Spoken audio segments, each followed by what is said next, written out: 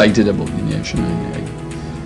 I can't begin to describe the way I feel for that organization. The Nation means everything to me. It means a lot to me. It's an example of pride, and it's an example of industry. That makes it extremely Barbadian. An institution is created, and now the driving force behind the creation leaves center stage and takes his seat in the audience. We worked around the clock, drinking coffee and eating apples for two nights and 3 days. There was tremendous expectation, and I mean, it was almost a riot at the place where we were distributing the papers, because we had to collate them and package them and count them, and people didn't want that. They just wanted their papers. So it was almost like a riot. It was like a fish market. The first 20 months of the Nation's existence were the most difficult they would face. Overdraft had expired, our checks had started to bounce. Some of us had then to take our own money and pay staff. So the judgment against us in court for money that we owed, it was gloomy. They say fortune favors the brave. The pioneers eventually triumphed with the help of Ken Gordon of the Trinidad Express and major personal sacrifices. Several of us then decided that in order for this to succeed, we would have to mortgage our homes and offer personal guarantees to the bank for a substantial amount of money. I think really that he has been the embodiment of the nation spirit. Imaginative, bold, dynamic, and more than occasionally irreverent. I mean, he'd come from Harrison College, he and some others, and the guys who were there before were all Combamarians. So they looked at this guy with suspicion. And apart from that, he was a very pugnacious guy. He immediately adopted the role of leader. He was over at the Advocate, and you could tell that he was a really bright spark. This was a time when, to establish yourself as a journalist, you had to be able to drink rum. Now, Harold and these guys from, like Fred Gollop, the other members of the staff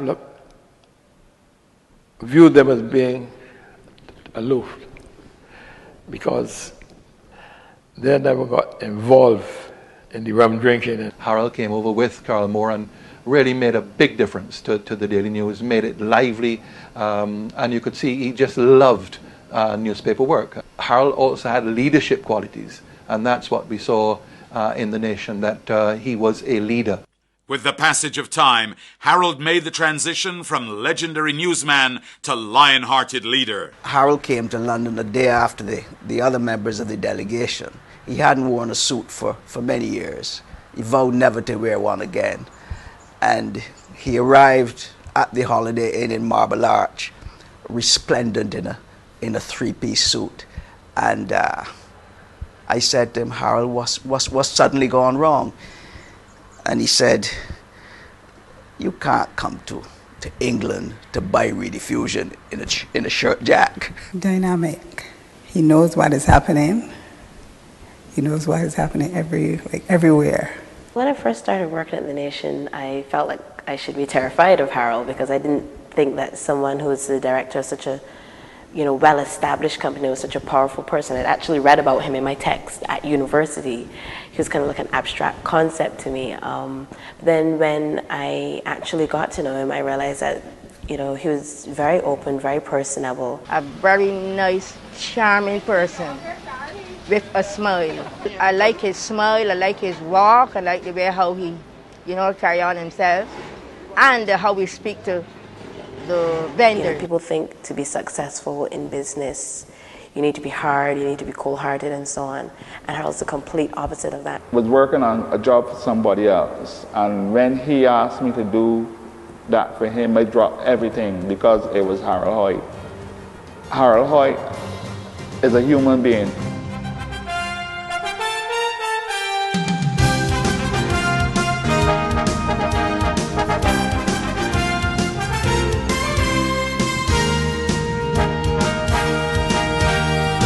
slogan of the Nation is "The Nation Cares," and I think that's a reflection of Harold, because he really does genuinely care about everyone. I was in and out of hospital 5 times in 2004.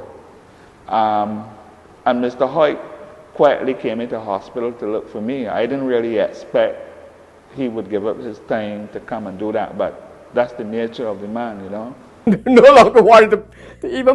The only person with a laugh like that? He can bring the lighter side to a very difficult situation. And the people were figuring they were going for gasoline. When he pinched her leg. Like father, like daughter. Sometimes when we were driving to school on a morning, I would sit in the back in the middle of the car. My brother would be in the front seat, and he always had this tendency of putting his hand behind the seat and pinching my thigh or pinching my leg. And I remember one morning we picked up someone else that was going to foundation also, another girl, and she sat in the back and he didn't remember that I was in there and the girl was there. He pinched her leg. So she was in shock. But where did it all begin? The way we were brought up. You know, the fear of God has been instilled in us over the years. We couldn't leave home before we said our prayers, regardless of how late you were for work. There were 5 of us, so that means there were 4 girls following him. So he always thought that he was the king of the roost. But we didn't make it easy for him in any way, you know. He had to play his part and learn to do everything like the rest of us. He had his chores, he had to learn to wash up. But he always thought that we should make his bed and clean his shoes and that kind of thing. He loves to cook and he loves to bake. When he is in his relaxed mood, like going to the supermarket and so on, he does not like people approaching him about politics and stuff like that and work. When he's at work, he's working. When he's home, it's home, and family is family. He is an excellent family man. I can't say that he knew how to cook when he left home, but he certainly has learned over the years. I find he is very warm and extremely generous. Very committed, very honest, his love for God. He's a very sweet person. The quality that stands out in my mind about Harold Hoyte is his kindness and generosity. Harold has endured much in his career. It has not been an easy climb up the ladder or down to retirement. But at the end of the day, he promoted and preserved the integrity and the independence of the newspaper.